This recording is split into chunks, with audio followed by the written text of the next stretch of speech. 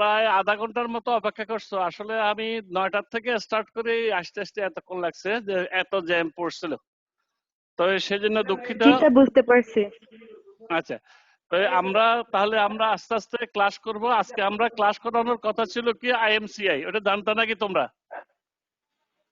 IMCI এর উপরে class করাবো, এই কথা তোমরা কি জানতা? হ্যালো, আইএমসিআই এর উপরে আমি আজকে ক্লাস করাবো, এটা জানতে কিনা তোমরা? এই সৌরভ, এদের শুনে না মনে হয় কিছু না। হ্যালো, হ্যাঁ তোমরা রেসপন্স করো, আমার সাথে কথা বলো। তোমরা কি আমার কথা শুনতে পাও? হ্যালো, জি স্যার। হ্যাঁ, কই তোমরা রেসপন্স করতেছো না কেন? আমি তো বুঝতেছি না কিছু। তোমাদেরকে আজকে পড়ানোর কথা ছিল আইএমসিআই, তোমরা কি এই জিনিসটা জানতা? হ্যালো, স্যার নিউরোলজি পড়াবেন বলছিলেন। না না না না না, এটা নোটিস তো, নিওনেটোলজি তো পড়ানো শেষ হয়ে গেছে। নিওনেটোলজি তোমাদেরকে পড়ানো শেষ, ব্লকের পড়া শেষ। তোমাদেরকে পড়ানোর ব্লকের, এটা তো আমি বারবার করে বলছি যে নিওনেটোলজি ভালো করে পড়ে ফেলো, এরপরে তোমাদেরকে আইএমসিআই পড়াবো। তোমাদের নিওনেটোলজি পড়া শেষ, তো নিওনেটোলজি সম্পর্কে আমি জাস্ট একটু রিভিউ করতেছি, সেই কথাগুলো তোমরা একটা খেয়াল করো। তোমরা কি খাতা কলম নিছো? হ্যালো, জি স্যার। জি হ্যাঁ, স্যার। এখন শুধু এখন নিওনেটোলজির উপরে আমরা জাস্ট একটু রিভিউ করব। আর আইএমসিএ এর ভিতরেও নিওনেটোলজি আছে, সেটা যখন আইএমসিএ নিয়ে আলাপ করব তখন একটু রিভিউ করব, ঠিক আছে? আচ্ছা, তাহলে দেখো আমরা নিওনেটোলজির ভিতরে কি পড়ছিলাম। প্রথম যেটা পড়ছিলাম, থার্ড ইয়ার থেকে আমাদের পড়া হয়েছিল। সেই থার্ড ইয়ার, তারপরে ওয়ার্ডের ভিতরে আসার পরে তোমাদেরকে পড়ানো হয়েছিল যে ওই ওয়ার্ডের ভিতরে যে সমস্ত জিনিসগুলা, ওয়ার্ডের ভিতরে যে সমস্ত জিনিসগুলা প্লেসমেন্ট ছিল, সেগুলা কার্ডের ভিতরে ছিল, সেগুলা পড়ানো ছিল। তা আমরা আসলে কি কি জিনিস পড়ছি এবং কি কি জিনিস একটু রিভিউ করছি আমি তোমাদেরকে। প্রথমে দেখো, আমরা তোমাদেরকে শিখেছি কি হিস্ট্রি টেকিং শিখেছি। হিস্ট্রি টেকিং শেখানোর ভিতরে দেখো যে পার্টিকুলারস অফ দ্য পেশেন্ট, সিপ কমপ্লেক্স, কিন্তু নিওনেটের মধ্যে ফার্স্ট হিস্ট্রি নাই, হিস্ট্রি অফ ফার্স্ট ইলনেস নাই। তারপরে date of examination, date of admission, date of examination, তারপরে দিয়ে অবস্টেটিক্স হিস্ট্রি, এরকম করে সব। তারপরে ম্যাটারনাল হেলথ, ম্যাটারনাল কন্ডিশন, তারপরে দিয়ে এই ডেলিভারি, ইমিউনাইজেশন, ডেভেলপমেন্টাল হিস্ট্রি, এই জিনিসগুলো আমরা হিস্ট্রি নিয়েছিলাম। ম্যাটারনাল হিস্ট্রির ভিতরে যে first trimester, second trimester, third trimester, তারপরে এগুলোর ভিতরে মায়ের শরীর কেমন ছিল, তারপরে এগুলোর ভিতরে তোমার আলট্রাসাউন্ড করছিল কিনা, তারপরে ডেলিভারি যে ডেলিভারি ইভেন্টটা কেমন ছিল, এটাকে ইভেন্টফুল ছিল না আনইভেন্টফুল ছিল, প্রলং লেবার ছিল কিনা, অবস্ট্রাক্টেড লেবার ছিল কিনা, এইগুলো নিয়ে আমরা তোমাদেরকে হিস্ট্রি টেকিং করছিলাম। তোমরা যদি একটু একটু মনে করো যে এখনো যাইয়া আজকে যদি আগে যদি পড়ে থাকো তো পড়ছো, আর যদি পড়ে না থাকো তাহলে এখন তোমরা এই history taking of the neonate থেকে শুরু করবা। আচ্ছা, হিস্ট্রি টেকিং অফ নিওনেটের ভিতরে এই যে এখানকার আগে দিয়ে আরেকটু কথা ছিল, সেটা ছিল যে কি একটা নিওনেট যখন এক্সামিনেশন যখন তোমরা করবা, তোমাদেরকে বলছিলাম যে 4টা জিনিস তোমরা খেয়াল রাখবে। তোমরা কি আমাকে শুনতে পাইতেছো? হ্যালো, জি স্যার। জি শুনতে স্যার। পাইতেছো? আচ্ছা, তাহলে তাহলে আমরা একটা নিয়নের যখন এক্সামিনেশন করবা, সেটা তোমাদেরকে কিভাবে বলছিলাম একটু খেয়াল করে দেখো। যে তোমাদেরকে বলছিলাম যে একটা বাচ্চা, এটা টার্ম, প্রি টার্ম না পোস্ট টার্ম, টার্ম এটা দেখবা। তাহলে টার্ম, প্রি টার্ম, পোস্ট টার্মের জন্য আমাদের নিয়ম আছে যে ফিজিক্যাল এক্সামিনেশন একটা ক্রাইটেরিয়া অফ এ, এগুলা সব লিখো কিন্তু। Criteria of A normal term baby, এটা কি হয়, এটা তোমাদেরকে আমরা বলছিলাম। যেমন ওয়েট কতটুকু হয়, লেংথ কতটুকু হয়, ওএফসি কতটুকু হয়, হার্ট রেট কত থাকে, রেসপিরেটরি রেট কত থাকে, অ্যাবডোমিনাল কন্ডিশন কেমন থাকে, রিফ্লেক্স কেমন থাকে। রিফ্লেক্সের ভিতরে Moro reflex, grasp reflex, sucking and swallowing reflex, এই কয়টা কথা তোমাদেরকে মনে রাখার জন্য বলছিলাম। এরপরে তারপরে কতক্ষণ সে প্রস্তাব করলো, কতক্ষণে পায়খানা করলো কতক্ষণ, কারণ বাউল এন্ড ডেফিকেশন কতক্ষণ, কারণ যদি ইমপারফোরেট এনাস থাকে, রেকটাল অ্যাপ্রেসিয়াস থাকে, ইন্টেস্টিনাল অবস্ট্রাকশন থাকে, এগুলো যদি সে 24 ঘন্টার ভিতরে পায়খানা যদি না হয়, তাহলে তার এরকম করে ইন্টেস্টিনাল অবস্ট্রাকশন আছে কিনা দেখতে হয়। 48 ঘন্টার ভিতরে প্রস্রাব যদি না হয়, তাহলে তোমাকে তখন চিন্তা করতে হয় তার কোনো অন্য কোনো অসুবিধা আছে কিনা। তাহলে সেই সমস্ত জিনিস বিবেচনা করে প্রথমে দেখতে হবে বাচ্চাটাকে টার্ম, প্রিটার্ম না পোস্ট টার্ম। তাহলে এই হলো 1 নাম্বার। 2 নাম্বারে খেয়াল রাখতে হবে কি তার হওয়ার সময় কোনো বাট ইনজুরি হয়েছিল কিনা, মনে আছে কিনা দেখো, তোমাদেরকে এই জিনিসগুলো বলছিলাম, মাথা থেকে পা পর্যন্ত কোনো বাট ইনজুরি হয়েছে কিনা সেটা দেখা লাগবে। এখন এই মাথা থেকে পা পর্যন্ত বাট ইনজুরি কি হতে পারে সেগুলো তোমাদেরকে আমি এক নিঃশ্বাসে বলেছিলাম, যে কেপুট সাকসিডিনাম, এপিক্রানিয়াল হ্যামোরেজ, তারপরে তোমার কেপুট সাকসিডিনাম, তারপরে এপিক্রানিয়াল হ্যামোরেজ, তারপরে যে তোমার সাবপেরিস্টিয়াল হ্যামোরেজ, তারপরে যে তোমার ওই যে fracture of the clavicle, disturb হচ্ছে কেন, fracture of the clavicle, fracture of the other long bones, তারপরে দিয়ে তোমার আর্স পলসি, হ্যাঁ, ক্লুমপ্লেক্স প্যারালাইসিস, তারপরে দিয়ে আর কোন অন্য কোন, এই হলো 2 নম্বর জিনিস। 3 নম্বরটা তোমাকে মনে রাখতে হবে যেটা, সেটা ছিল যে কি তোমার যে কনজেনিটাল, কোন মাথা থেকে পা পর্যন্ত কোন কনজেনিটাল অ্যাবনর্মালিটিস আছে কিনা। 4 নম্বরে যেটা মনে দেখতে হতো সেটা কি স্টিগমেটা অফ স্টর্স, যে কনজেনিটাল ইনফেকশন যে হয়, কনজেনিটাল ইনফেকশনের কোন স্টিগমেটা আছে কিনা, এইগুলা তোমার এই ফিজিক্যাল এক্সামিনেশনের ভিতরে তোমাকে খেয়াল রাখতে হয়। মাথা থেকে পা পর্যন্ত এক্সামিনেশন করবা, হিস্ট্রি টেকিং এর পরে ফিজিক্যাল এক্সামিনেশন, মাথা থেকে পা পর্যন্ত। এই হচ্ছে 1 নাম্বার। 2 নাম্বারে তোমার ইয়া করা লাগবে, যেটা কথা ছিল নিওনেটাল রিসাসিটেশন, এটা তোমাদেরকে পড়ানো হয়েছিল। খেয়াল করে দেখো যে একটা বাচ্চা, তুমি মনে করো তুমি শিশু ওয়ার্ডে ডিউটিতে আছো, আর তখন তোমার গাইনিতে যদি একটা বাচ্চা হয়, তাহলে লেবার রুম যে আছে, লেবার রুমের কি অবস্থা থাকা লাগে, এসি বন্ধ করা লাগে, ফ্যান বন্ধ করা লাগে, টেম্পারেচার মেনটেন করা লাগে। আর বেবি রিসাসিটেশনের জন্য যে যে জিনিসগুলো লাগে, যেমন কিছু কাপড় লাগে, কিছু গজ লাগে, তারপরে দিয়ে তোমার নাভিকে বাঁধার জন্য, নাভিকে ক্যাচ করার জন্য আটারে ফুটস্টেপ লাগে, টিস্যু ফুটস্টেপ লাগে, তারপরে ওটাকে টাই করার জন্য সুতা লাগে অথবা আম্বিলিক্যাল ক্ল্যাম্প লাগে। এই সমস্ত জিনিসগুলা তোমাকে জোগাড় করা লাগবে।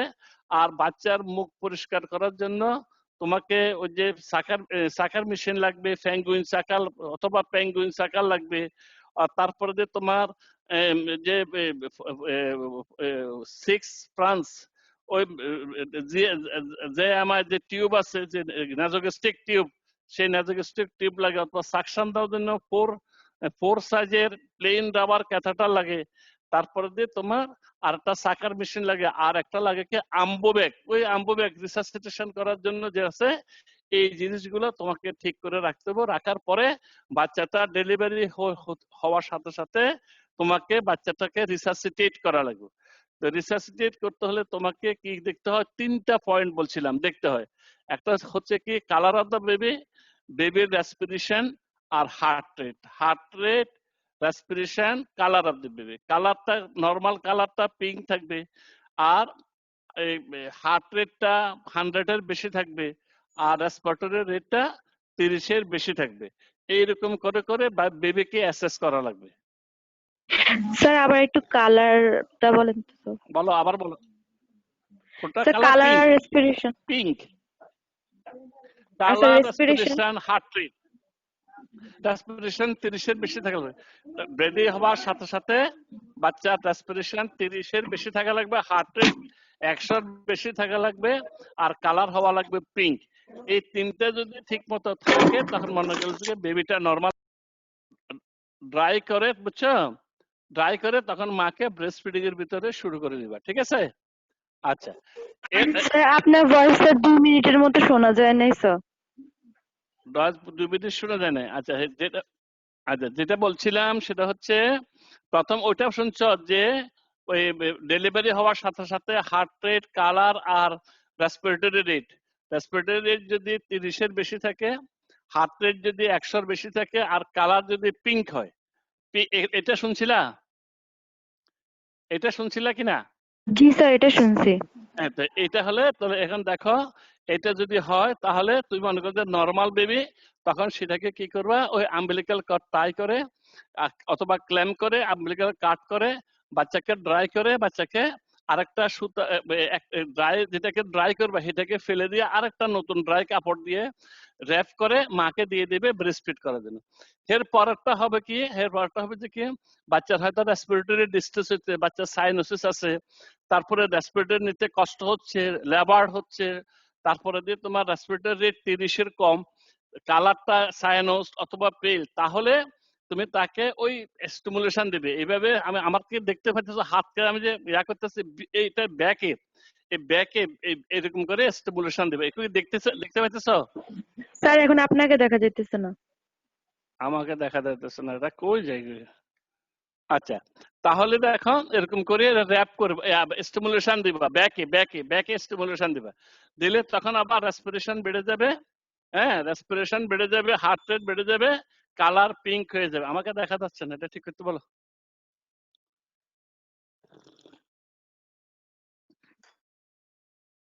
তারপরে এই এরকম হলো 2 নম্বর। 3 নম্বরও হতে পারে কিরকম, 3 নম্বরও হতে পারে যে কি বাচ্চাটা ইল বেবি। ইল বেবি মানে কি, বাচ্চাটা সায়ানোস অথবা পেল, হার্ট রেট কম, রেসপিরেটরি রেট কম। রেসপিরেটরি রেটটা হয়তো নিচ্ছে না, অথবা দেখতে পাইতেছে না, অথবা গ্যাসপিং হচ্ছে, রেসপিরেটরি রেটের হয়তো 10, 5, 7 এরকম 10 হয়তো, হ্যাঁ, হয়তো দেখতে পাইতেছে না, বুঝছো? তাহলে তাহলে কি হচ্ছে, তাহলে কি হচ্ছে দেখো, ঠিক আছে, এখন দেখাও, এখন কি দেখা যায়? না স্যার। এটা ঠিক করতে বলো। না স্যার, দেখা যাচ্ছে না, শুধু স্যার স্লাইডটা দেখা যায়, আপনাকে দেখা যায় না। আচ্ছা দাঁড়ো,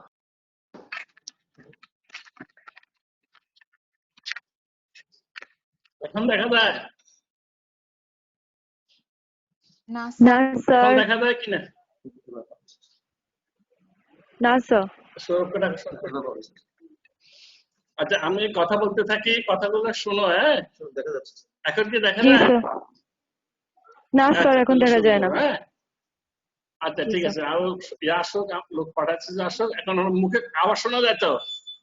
কথা জি শোনা স্যার। যায় তো? জি আচ্ছা, স্যার। কথা শোনো। হ্যাঁ, তাহলে শোনো, তাহলে এটা হলো যদি ইল বেবি মানে হলো কি, যদি কালারটা পেল হবে অথবা সায়ানোস হবে। হ্যাঁ, তো পেল হওয়া, সায়ানোস হওয়া মানে অক্সিজেন কমে যাওয়া, আর পেল হওয়া মানে হলো যে মেয়েদের সার্কুলেশন কমে যাওয়া, আর অত হার্ট রেট 100 থেকে কম, আর সাথে কি থাকে তোমার হচ্ছে ওই যে ওই রেসপিরেশনটা, গ্যাসপিং রেসপিরেশন হয়, অথবা 7, 8 বা 8, 9, 10 পর্যন্ত রেসপিরেশন হয়, এরকম খুব লেবার রেসপিরেশন হয়, রেসপিরেটরি ডিস্ট্রেস। তাহলে এই বিটাকে রিসাসিটেট করা লাগবে। এটাকে রিসাসিটেট করতে হলে কি করা লাগবে, প্রথমে প্রথমে পট করে ড্রাই করে ফেলবে। ড্রাই করে তখন তাহার কি করবে, তার ওই যে মুখটা পরিষ্কার করা লাগবে। মুখটা পরিষ্কার করতে হবে কি জন্য, সাধারণত এরকম অবস্ট্রাক্টেড লেবার যদি হয়, তাহলে তাদের এই বাচ্চাগুলা পেটের ভিতরে ওই মিউকিনিয়াম পাস করে দেয়।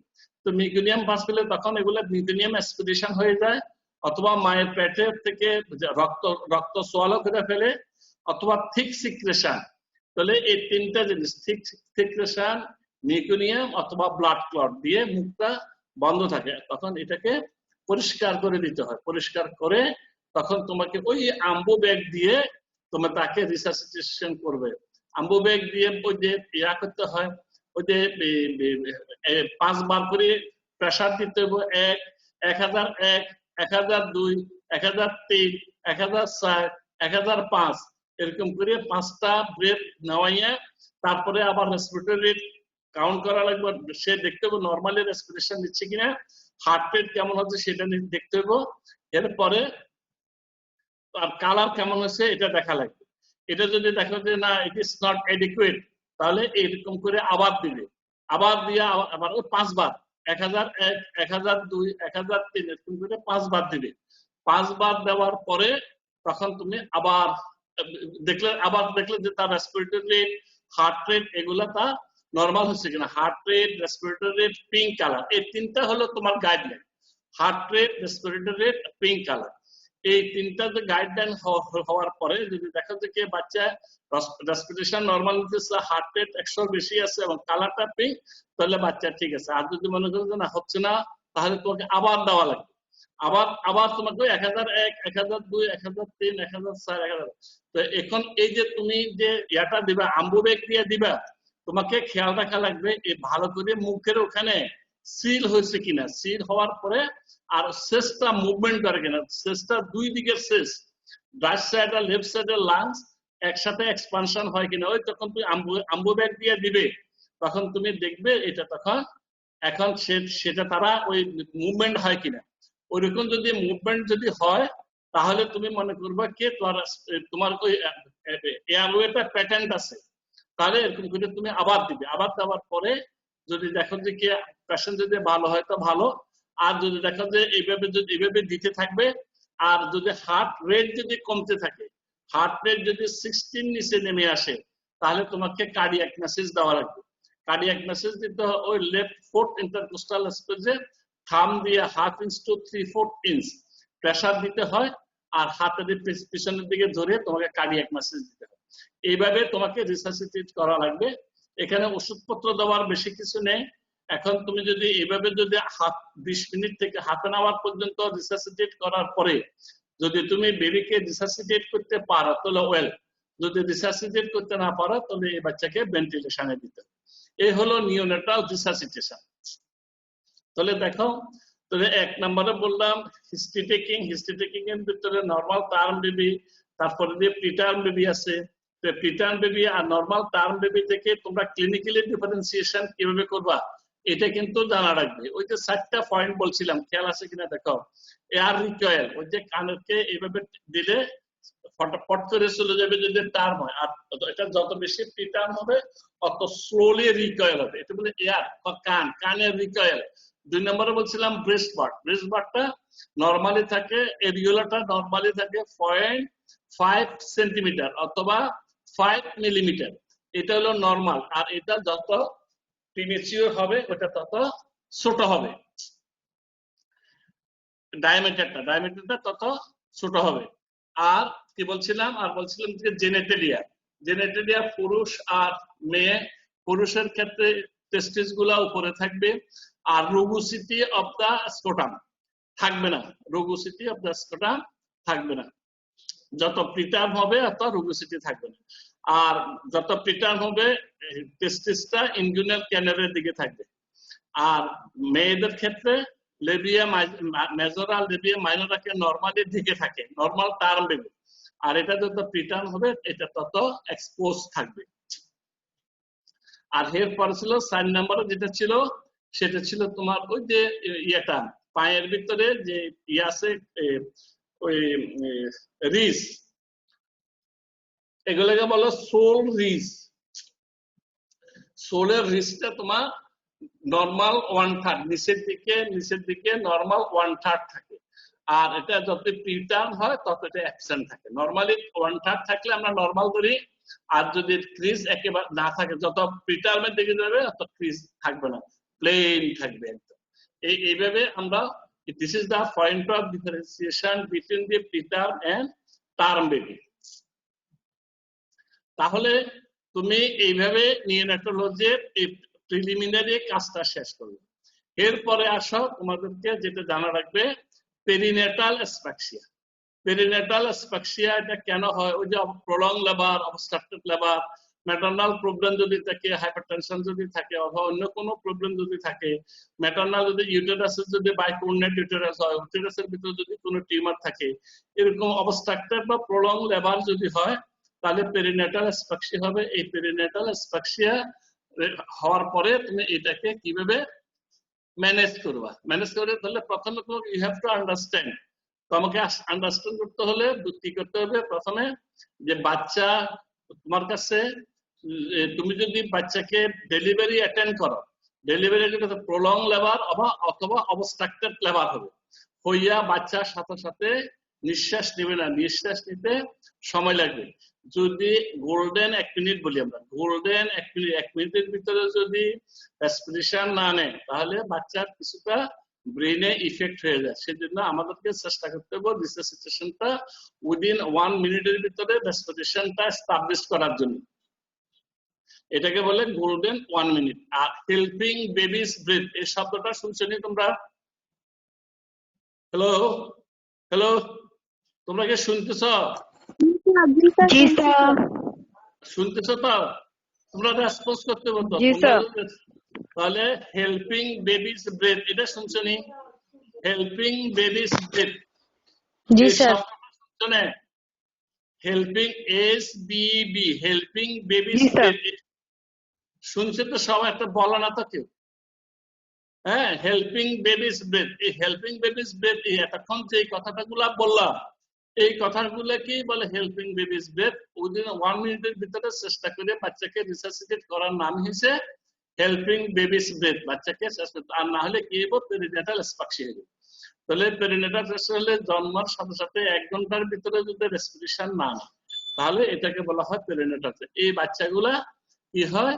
রেসপিরেটরি ডিস্ট্রেস হয়, সায়ানোস থাকে, তারপরে টোন বেশি থাকে, টোন বেশি থাকে অথবা টোন কম থাকে, কম থাকে বেশি থাকে। আর রেসপিরেটরি ডিস্ট্রেস হয়, বাচ্চার কনভালশন হয়, খিঁচুনি হয়, বাচ্চা ব্রেস্টফিড করে না। আর আনকনসোলেবল ক্রাই, এগুলো মনে আসেনি কথা? আনকনসোলেবল ক্রাই মনে আসেনি? কথা বলো না কেন? হ্যালো, জি স্যার। আনকনসোলেবল ক্রাই, আনকনসোলেবল ক্রাই মনে আসেনি? আনকনসোলেবল ক্রাই মানে কি? আনকনসোলেবল ক্রাই, ডিলে ক্রাইং চুপ করানো যায় না, অনেক কান্নাকাটি করে। হ্যাঁ ওটা আনকনসোল। কনসোল মানে কি? স্যাটিসফাই হয় না, সেটা মানে হ্যাঁ কান্না করবে, তুমি তাকে শান্ত করতে চেষ্টা করলেও সে শান্ত হবে না, এটা বলা আনকনসোলেবল ক্রাই। আর কনসোলেবল ক্রাই হলে কি হবে? মনে করো বাচ্চা কান্না করতেছে, হে হয়তো ক্ষুধায় যদি কান্না করে তুমি যদি ওকে দুধ দিয়ে দাও অথবা তাহলে সে কান্না করে, কান্না বন্ধ করবে। অথবা সে মনে করো তুমি কাপড় প্রস্রাব করছে অথবা হাগু করছে, তখন সে ভিজাতে অস্বস্তি ফিল করতেছে, সে কান্না করতেছে, তুমি এটা যখন পরিষ্কার করে দাও তখন সে কান্না বন্ধ করে দেবে। এগুলো হচ্ছে যে কনসোলেবল ক্রাই। আর ওই পেরিনেটাল অ্যাসফিক্সিয়া হলে ব্রেইনের ভিতরে ইরিটেশন হয়, ব্রেইনের ভিতরে ইরিটেশন হওয়ার জন্য কি হয়? এর তোমার জন্য আনকনসোলেবল ক্রাই হয়। ঠিক আছে, এটা লাগা আনকনসোলেবল ক্রাই হয়। তাহলে এইরকম। আর তুমি যখন বেবিকে যখন এক্সামিনেশন করবা তখন ওই যে বিশেষ করে ওই মরো রিপ্লেস গ্রাফ রিপ্লেস করলে এগুলো পুয়ার থাকবে অথবা অ্যাবসেন্ট থাকবে, পুয়ার থাকবে অথবা অ্যাবসেন্ট থাকবে। ঠিক আছে,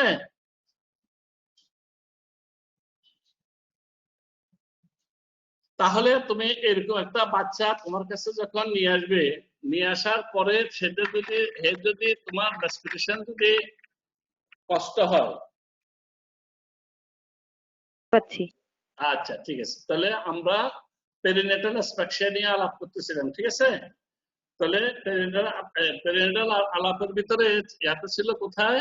আমরা বলছিলাম যে কি আমরা তখন ওই যে বুঝবো কিভাবে এই বাচ্চাটা পেরিনেটাল অ্যাসফিক্সিয়া হয়েছে, এটা বুঝবো কিভাবে?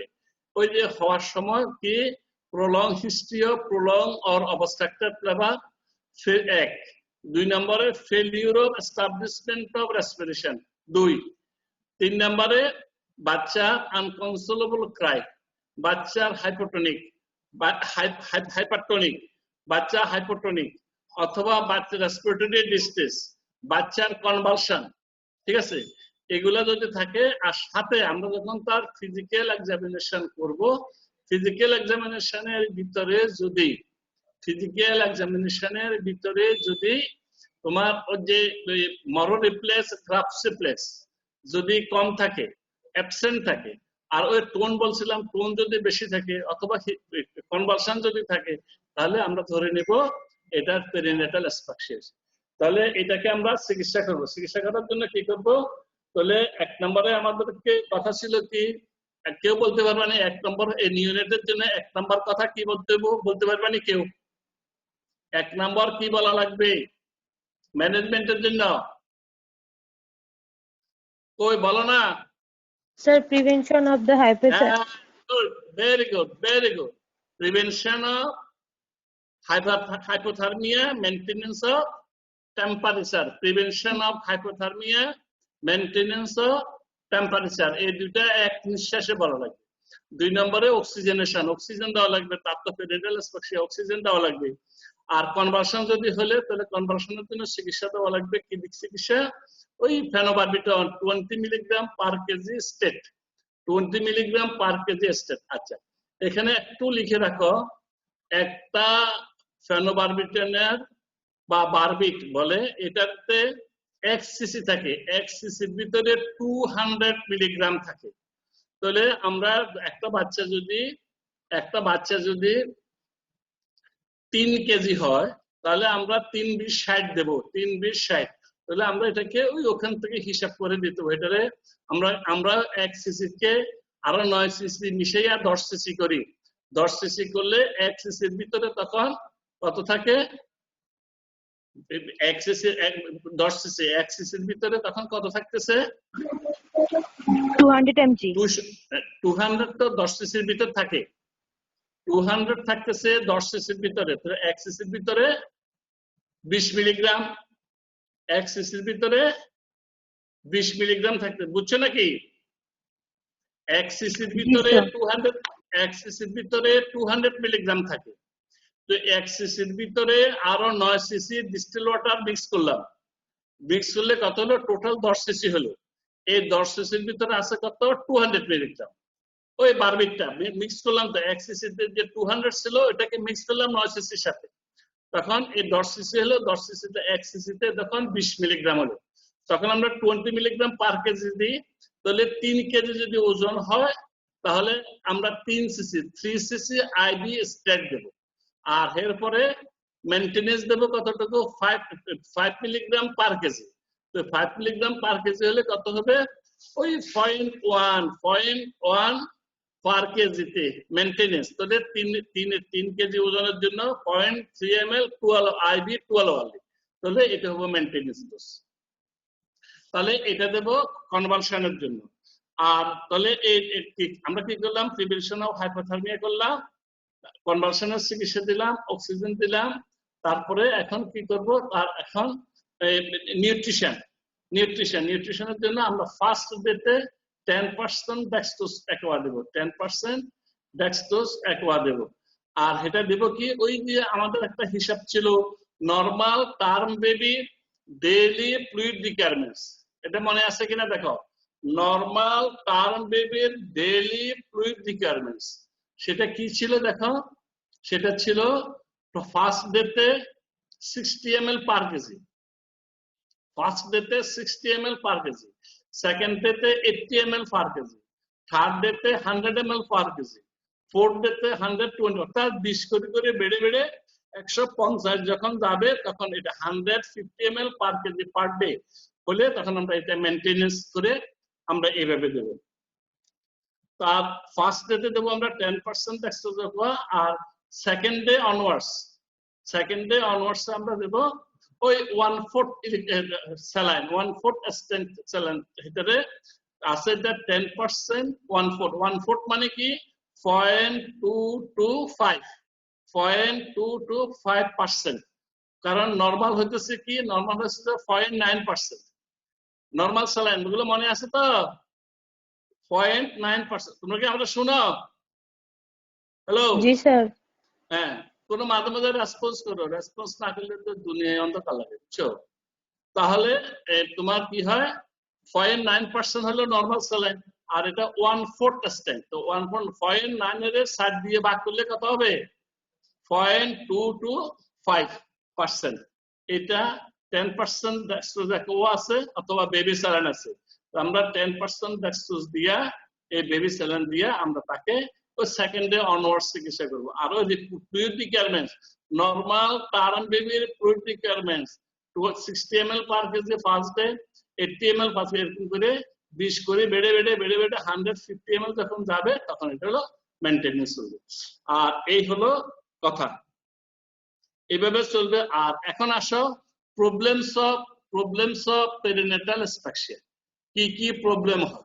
এই প্রবলেমটা তোমাকে মনে রাখা লাগবে এই জন্য, তাহলে কি জন্য, এই যে একটা বাচ্চা যখন অসুবিধা হয়, তাহলে আমি যখন ফলো আপ দেবো, তাহলে তার প্রবলেম গুলো মাথায় রেখে আমাকে এটা ফলো আপ দেওয়া লাগবে। তাহলে কিভাবে দেখো, এটা দেখে হাইপোক্সিক, ইসকেমিক এন্ড কাপোলোপ্যাথিক, এই কথাটা বুঝছো নি?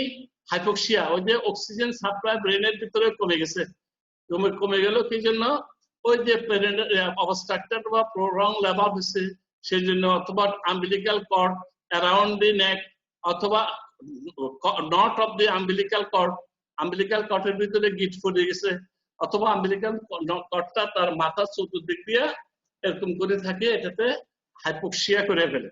অথবা মায়ের যদি কোনো অসুবিধা থাকে তাহলে এরকম করে তা হাইপোক্সিয়া হয়, হাইপোক্সিয়ার জন্য হয়। তাহলে কি বলা, হাইপোক্সিক, ইসকেমিক এন্ড কাপোলোপ্যাথি। এক। 2 নম্বরে কি হতে পারে, ইন্টারভেন্ট্রিকুলার, পেরিভেন্ট্রিকুলার, সাবআরাকানয়েড, তাহলে ব্রেইনের ভিতরে হ্যামোরেজ হয়। হ্যামোরেজ গুলা কোথায় স্যার 2 নাম্বারটা কি বলছেন?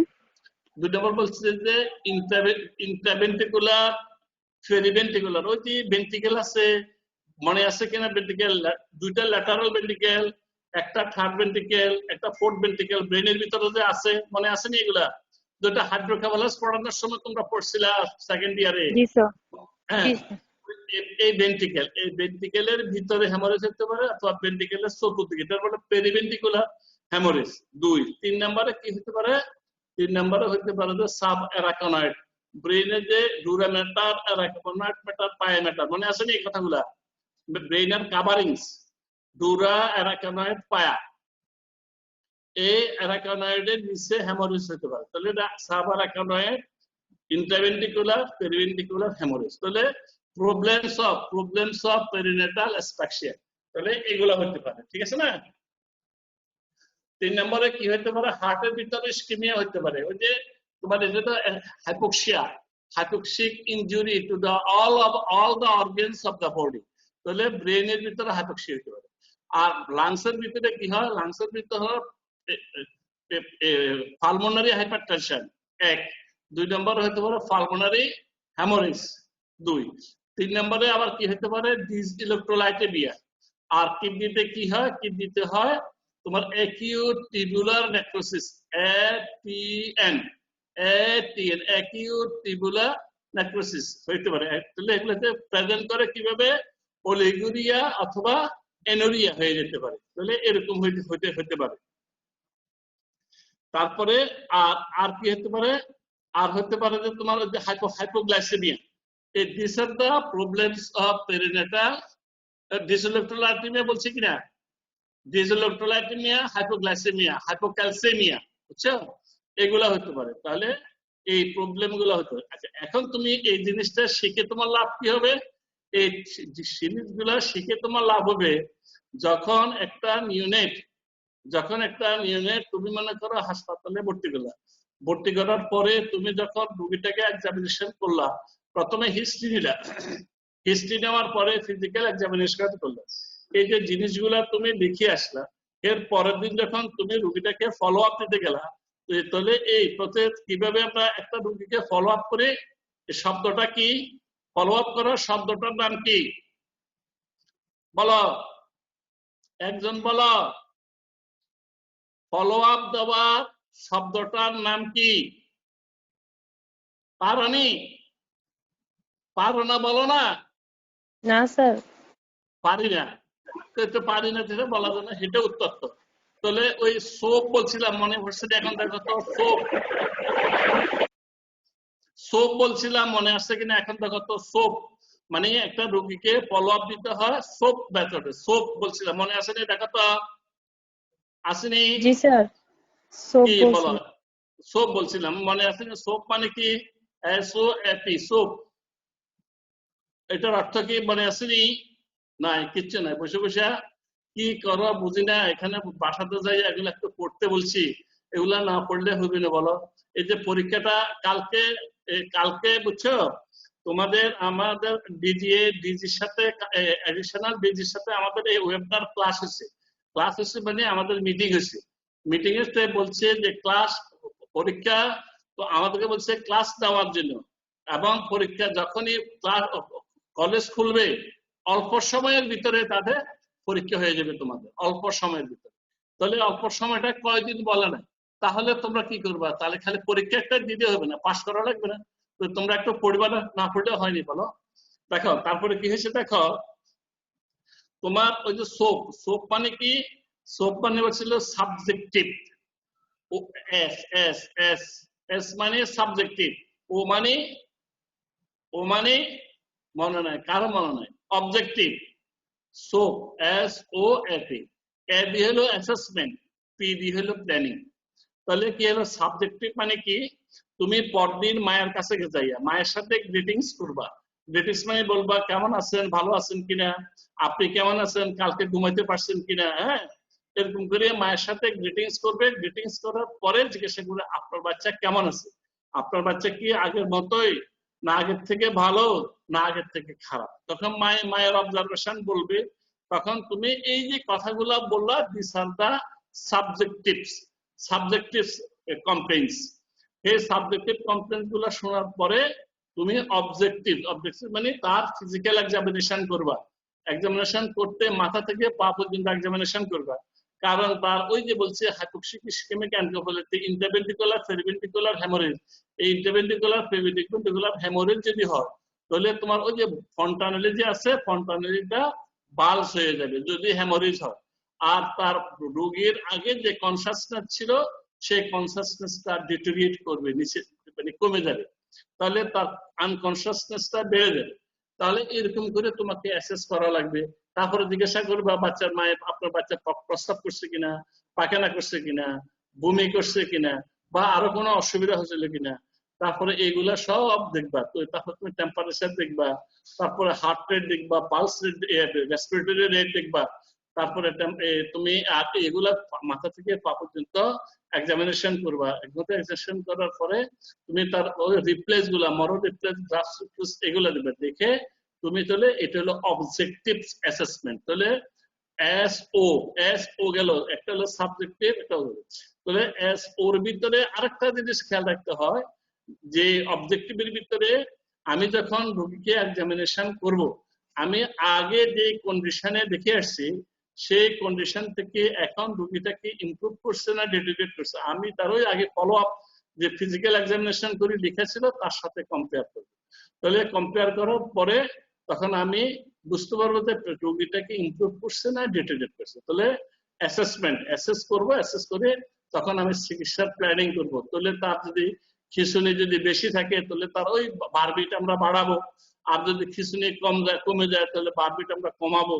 হ্যাঁ, এরকম করে তার আর প্রবলেম আছে, সেই প্রবলেম গুলো দেখে অ্যাকর্ডিংলি আমরা চিকিৎসা দেব। তাহলে এই জন্য তোমাকে এই জিনিসগুলা সোপ মেথডে, যে কোনো কিছুতে সোপ মেথডে তোমাকে ওই অ্যাসেসমেন্ট করতে হবে। অ্যাসেসমেন্ট করতে কি করতে হবে, যে রোগ ওই অবজেক্টিভের ক্ষেত্রে যে প্রথমে যে তুমি সাইন সিমটম দেখছো, সেগুলাকে ডিটেরিয়েট করছে না কেমন আছে সেটা দেখবা।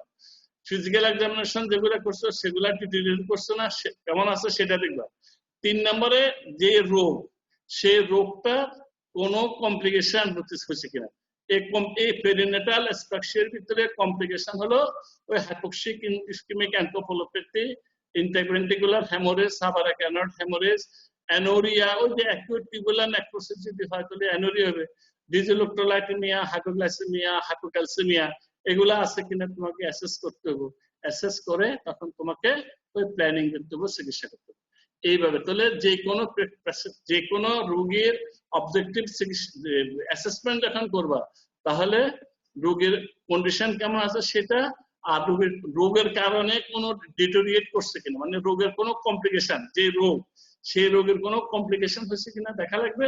আর কি দেখা লাগবে, আর আমি যে চিকিৎসা দিলাম, চিকিৎসার ওষুধের জন্য কোনো কমপ্লিকেশন হয়েছে কিনা দেখা লাগবে। All this are called objective assessment. এরপরে আসবো প্ল্যানিং, অ্যাসেস করবো, অ্যাসেস করার পরে প্ল্যানিং করবে, চিকিৎসা দেবে।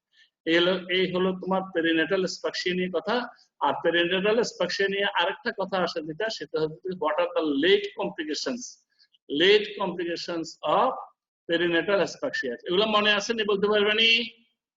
Late complications of perinatal asphyxia কেউ বলতে পারবেনি? দুই একটা বলো দেখি। হ্যাঁ, কি আমাকে শুনতে পারি? Mental retardation. হ্যাঁ, গুড, ভেরি গুড। হ্যাঁ, Sir, developmental delay. Developmental delay, good, very good. তোমরা এমনি মনে রাখি, প্রথমে হবে সিপি মানে সেরেব্রাল পলসি। ওই বাচ্চাদের দেখবা যে উঠতে পারে না, বসতে পারে না, এক নম্বরে বলবো সিপি, সেরেব্রাল পলসি, বুঝলেন? তাহলে মানে এভাবে মনে রাখবে, সেরেব্রাল পলসি, ইপিলেপসি, মেন্টাল রিটার্ডেশন, হ্যাঁ, বিহেভিয়ারাল প্রবলেম, এইভাবে মনে রাখবে। তাহলে কি বলছি? Cerebral পলসি, epilepsy, mental retardation, behavioural problem, hearing problem, speech problem, মানে কানে শুনে না, হ্যাঁ, কানে শুনতে অসুবিধা হতে পারে, স্পিচ প্রবলেম হতে পারে, আর ইয়াতে তাহলে স্পিচ, হিয়ারিং, ভিশন, তিনটা মনে রাখতে থাকবে নি? Speech, hearing, vision impairment. Speech, হ্যাঁ, এটা কোন স্যার? আচ্ছা, এখানে নিও নি। আচ্ছা, ঠিক আছে, তো আমি দিয়ে দিতেছি। শোনো, তাহলে এই হচ্ছে তোমাদের কথা, তোমাদের নেক্সট ক্লাসের টিচার চলে আসছে, ঠিক আছে? তাহলে জি স্যার। আচ্ছা, তাহলে তোমাকে আমরা তাহলে এই কথাগুলা মনে রাখবে, 4-5টা কথা: cerebral palsy, epilepsy, mental retardation, হ্যাঁ, behavioural problem, speech, hearing, vision,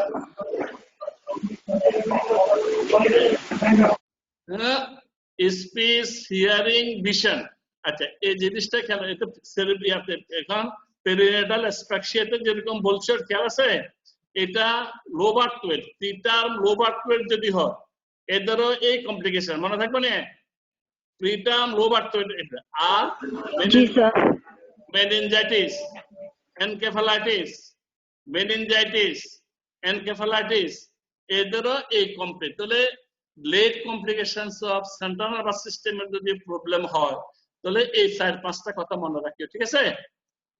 তাহলে আমি এখানে রাখলাম। আর তোমাদের আবার ক্লাস হবে বৃহস্পতিবার, এই বৃহস্পতিবারে ক্লাস হবে, বুঝছো নি? জি স্যার। ওই এজাজ স্যারের যে ক্লাস আছে, ওই এজাজ স্যারের ক্লাসের সময় তোমার সাথে ক্লাস হবে। আর তোমরা এখন আমার সাথে কোনো কথা বলবে কিনা বলো? আমার সাথে কোনো কথা আছে কিনা? তোমাদের কোনো মনের আকুতি যদি থাকে, তোমরা আমার সাথে এখন শেয়ার করতে পারো। কোনো আকুতি আছে?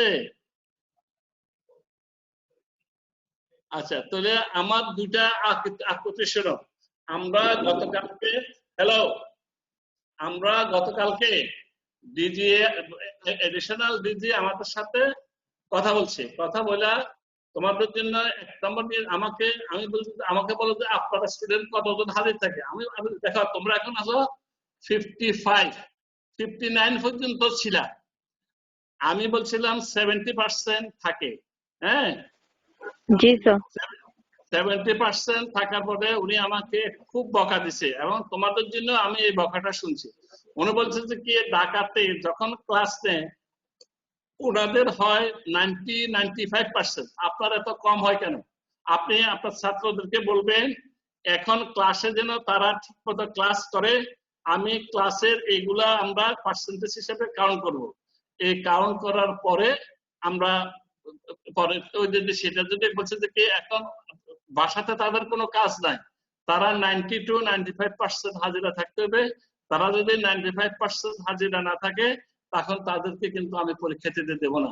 উনি ওনার ইনস্ট্রাকশন দিবে বলে দিছে আমাকে। এই হলো 1 নম্বর নিউজ তোমাদের জন্য। 2 নম্বর, এবং তোমাদের যে সমস্ত ছেলেগুলা, দেখো, যে সমস্ত ছেলেগুলা 3rd ইয়ারের ওয়ার্ড ফাইনাল, 4th ইয়ারের ওই কার্ড, 3rd ইয়ারের কার্ড, 4th ইয়ারের কার্ড, 5th ইয়ারের কার্ড, তোমরা এই যে 54, এখন 54 জন আছো, এই 54 জনের ভিতরে কারো কার্ড ইনকমপ্লিট আছে কিনা? এই 54 জনের ভিতরে কারো কার্ড, এখন 53 জন, এর ভিতরে কোনো কার্ড ইনকমপ্লিট আছে কিনা? জি স্যার আছে। কাছে তো এটা এটা এটা এটা তোমরা ইয়া করতেছো না কেন? এটা তোমরা ঠিক করতেছো না কেন? এটা এটা তোমরা ইয়া করতেছো না কেন? কার্ড কমপ্লিট করতেছো না কেন? বলো, কথা বলো না কেন? ছেলেরা কথা বলে না কেন? স্যার আমাদেরকে তো দিতে বলে নাই তো। কে বলে নাই? তোমাদের কার্ড কার্ড কার্ড যে তোমাদের কার্ড হচ্ছে, তোমাদের থার্ড ইয়ারের কার্ড, ফোর্থ ইয়ারের কার্ড, ফিফথ ইয়ারের card, medicine, surgery, gynae, paediatrics, তারপরে যে তোমার আই, ইএনটি, অর্থোপেডিক্স, এগুলো যদি কার্ড কমপ্লিট না করো, তুমি আমাকে চিনো না তোমরা? তো আমাকে যদি তোমরা চিনো, তাহলে তুমি কার্ড এগুলা শেষ না করে তোমরা পরীক্ষা দিবা কিভাবে? তোমরা পরীক্ষা কিভাবে দিবা? আমি তো বুঝতেছি না কিছু। এগুলা তোমরা যার যার যতগুলো স্যার নেয়ার ব্যবস্থা করা হয়েছে স্যার ওগুলো স্যার দিতেছি স্যার। পেডিয়াট্রিক্স এর স্যার এখনো কিছু বলে নাই, তাই স্যার বাকি রয়েছে। পেডিয়াট্রিক্সে বাকি আছে, পেডিয়াট্রিক্সে বাকি আছে। জি স্যার। পেডিয়াট্রিক্সের যেটা ঠিক আছে, আমি সেটা ব্যবস্থা করতেছি। আর মেডিসিন, সার্জারি, জ্ঞানী ওগুলো শেষ হয়েছে না? জি স্যার, গাইনি স্যার চলতেছে স্যার, 30 তারিখ শেষ হয়ে যাবে। আর মেডিসিন স্যার শেষ, আর সার্জারিও শেষ স্যার। সবার শেষ কিনা সবাইকে বলো যে এগুলোর জন্য শেষ করো। পেডিয়াট্রিক্সটা আমি শেষ করার ব্যবস্থা করতেছি, ঠিক আছে? আচ্ছা, তুমি ইয়ে করো, যে এটা হলো 2 নম্বর কথা। 3 নম্বর কথা যেটা, সেটা হচ্ছে যে তোমরা সবাই বেতন দিছো? বেতন দিছো কিনা? তোমাদেরকে তোমাদেরকে ইয়ে দিছি না, ওই যে একটা বিকাশের ইয়া দিছি না, বিকাশের নাম্বার দিছি না? তোমরা যে বেতন দিচ্ছ না, তোমাদের তো একটা সম্মানবোধ থাকতে হয়। তোমাদের যে স্যার গুলা, আর আমার কথা বাদ দিচ্ছে না, আমি তো শেষ, আমি তো ধ্বংস। তোদের স্যার গুলা যে আছে, তোদের স্যার গুলারে এই যে একটা ঈদ আসতেছে, তাদেরকে বেতন দিতে হবে না? তো তাদেরকে যদি বেতন দিতে হয়, তো তোমরা যদি টাকাটা না দাও, তাহলে আমরা বেতনটা দেবো কিভাবে? আমার বলো। তোমাদের কোনো কথা আছে? কথা বলো না কেন? তোমরা বেতনটা দিয়ে দাও, 2-1 দিনের ভিতরে বেতনটা দিয়ে দাও। বেতনটা দিয়ে দিলে আমরা তোমার স্যারদেরকে যেন বেতনটা দিয়ে দিতে পারি। তোমরা স্যাররা ঈদ করবে না? এখন তোমাদের এখানে ক্লাস করলো, ক্লাস করে যাইয়া স্যাররা বউয়ের সাথে, ছেলের সাথে ঈদটা করতে পারলো না, এটা কি সম্মানজনক কথা? এটা কিভাবে হবে? তোমরা একটু সাহায্য করতে হবে না? তো তোমরা যদি সাহায্য করো, তাহলে না তোমরা এটা হবে। তাহলে তোমাদের কাছে আমি অনুরোধ করতেছি, সবাই তোমরা বেতনটা 2 দিনের ভিতরে। সাকিব হ্যাজ অ্যারাইভড, এখন আসছে সাকিব। হ্যাঁ, তাহলে এক্ষুনি তোমরা বুঝেন, তোমরা এক্ষুনি এই বেতনটা দিয়ে দাও। বেতনটা দিয়ে দিলে বুঝেন খুব ভালো হবে, মানে তোমাদের স্যাররা বেতনটা পাবে। তাহলে এই কথা বলে আমি আজকে শেষ করছি। আমি শনিবারে আবার আল্লাহ যদি বাঁচার আগে, বৃহস্পতিবার না একটা সাবার ক্লাস, এই বৃহস্পতিবারে আবার তোমাদের সাথে ক্লাস করব, ঠিক আছে? হ্যালো। জি স্যার। আবার তোমাদের সাথে ক্লাস। হ্যাঁ হ্যাঁ, বলো, কিছু বলবো নাকি? তাহলে তোমরা বেতনটা দিয়ে দাও, বেতনটা দিয়ে দাও, বেতনটা দিয়ে দাও, যাতে আমি ইয়াটা আগে দিতে পারি, ঠিক আছে? অনেক ধন্যবাদ তোমাদের, অনেক ধন্যবাদ। তাহলে ওই ইয়ের দিন বৃহস্পতিবারে ঠিক 10টায় ইয়ে করবা, হ্যাঁ ঠিক 10টায়, ঠিক আছে?